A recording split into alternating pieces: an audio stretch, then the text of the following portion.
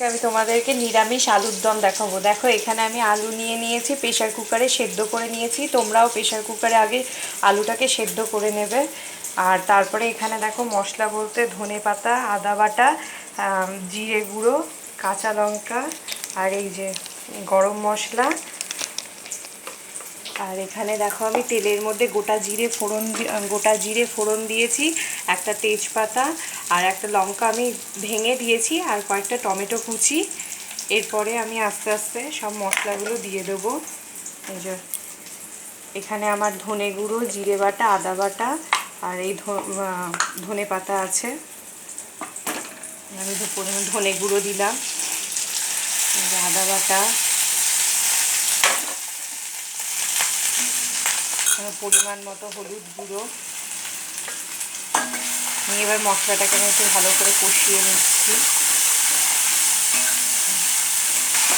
অল্প একটু জল দিয়ে দিয়েছি, নিয়ে ভালো করে মশলাটাকে কষাবো।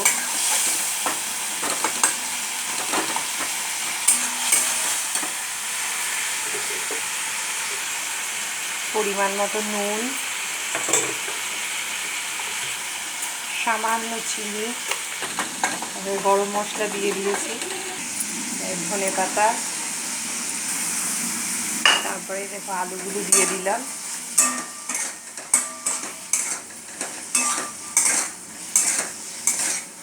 দিয়ে আমি ভালো করে নাড়ালাম।